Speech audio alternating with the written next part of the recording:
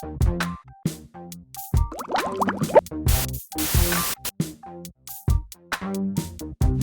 everybody and welcome back to a brand new video. Today's video, that was really loud, apologies for shouting. Today's video we are going to be talking all things personal statements. You might be writing a personal statement in lockdown if you are thinking of applying to university, or you're not writing it but you know that it's there, it's in the back of your mind and you're sort of thinking, I have no idea how to write one. I'm going to save you. Today I am going to be taking you through what I wrote in my personal statement without showing you my actual personal statement, so you copycats can't copy, but I'm going to be helping you, and it's going to be specifically for a maths degree. So let's jump in to today's video. I've got my laptop here and I'm going to, well, I already have gone through my personal statement and I've split it up into 8 main chunks, if you like, of things that I included in my personal statement that helped me get a place at my 3 universities that I applied for.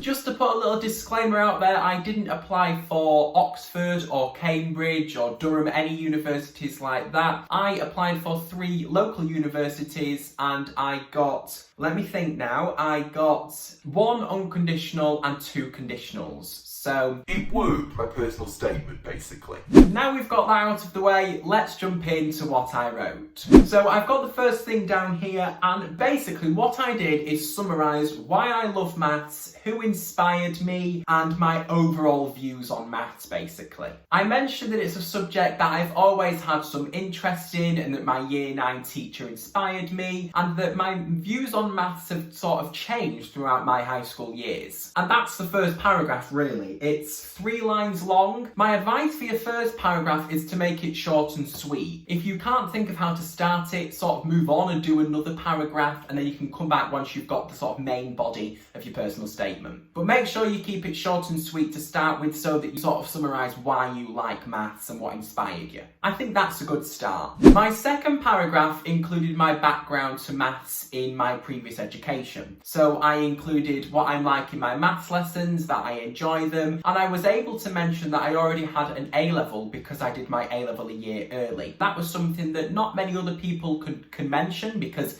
not many colleges allow you to do it a year early. A few things that I mentioned, I'll just read a little bit. I said I attend everything in my lessons, and one thing that I wanted to get across in my personal statement is that I make mistakes in maths. And you might be sat there thinking, why on earth would you mention that? And the reason I mentioned that is because I have made, and I'm sure you have as well, so many mistakes during high school, during exams, during mocks. But the reason I came on to talking about mistakes in my personal statement is because that's what really allowed me to learn and really get better. And I think that was just such an important thing to mention. Every good mathematician has made mistakes. That's what you learn from. So I really wanted to put it in. Don't mention you've made mistakes just for the sake of it, because you're lying, and we don't want to do that in a personal statement. In my third paragraph, I mentioned my main interest. And what I mean by that is the part of maths that grabs my attention. So what I did is I said I preferred pure maths and I gave an example. That way, the person reading my personal statement knows that I'm not lying. They know I've got a little bit of maths knowledge already.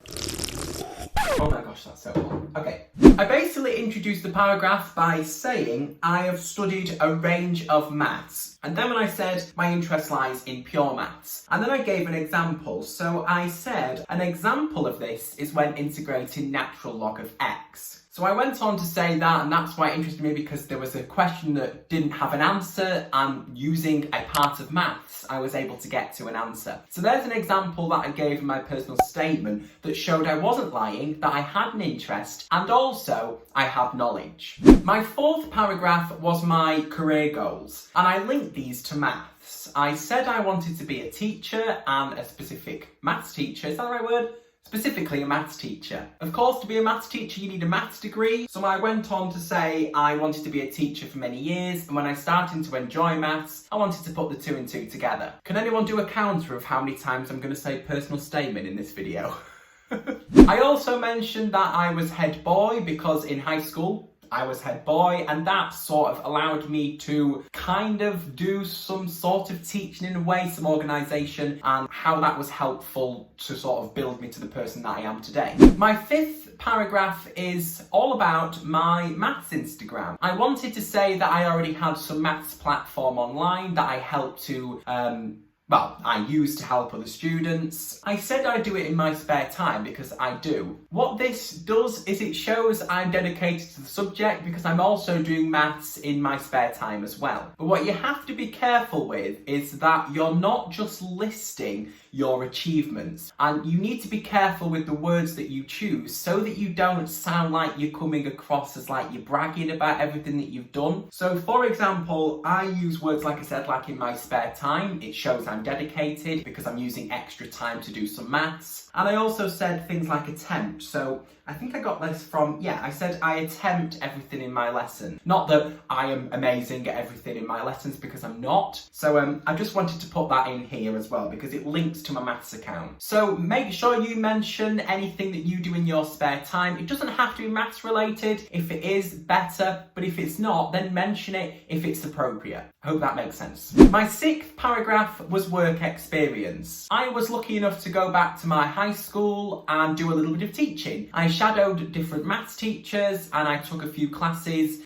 just sort of went through exam papers with them and things like that, and just helped students in the class. And of course that relates to me being a teacher because I said that in a few paragraphs ago, so I wanted to include that again to show that I'm actioning what I'm saying. Don't mention something random that has no relevance to how it will help you become a better person or how it will help you with your degree, because you need to save your words and the reader isn't really interested. My seventh paragraph was all about extracurricular activities. I mentioned that I attended some maths lectures with my maths class at college and I found those interesting. And then I also said that, wait, no I didn't. I've got it written down here that I did, but I didn't. Well, if you did do it, make sure you mention the senior maths challenge. The reason I didn't mention it is because I didn't get a certificate. I love A-level maths, I love that curriculum, but I attempted the senior maths challenge once and failed miserably. It wasn't my style of maths, my brain doesn't work for those types of questions. So if you did get a grade in that, then mention it there. And again, be careful not to just list extracurricular activities, because what I said is I did these activities because I'm eager to broaden my maths knowledge outside of the A-level specification. And finally, my eighth paragraph is just summing up why I want to go to the university, sort of a summary of everything. So I'll read what I said. I said the opportunity to study mathematics at university excites me, and I'm looking forward to the challenges that lie ahead. So make sure you put something along those lines, something that's quite inspirational and something that's true. That's just sort of how I ended mine. And that's it. That was the end of my personal statement. If anybody's interested, my personal statement was 608 words. Now, I can't remember how many words it had to be, so I'll leave them on screen here if I find it out. I really do hope that this video was of some use. I want my green tea now, it's probably cold. Hang on. Oh, it's okay. Thank you so much for watching this video. Let me know if you have any more questions about personal statements. Make sure to go and follow me over on my Instagram. Is it that side? Yes, it is. And if you enjoyed the video, give it a big thumbs up and subscribe. And I will see you very soon for another video. Bye!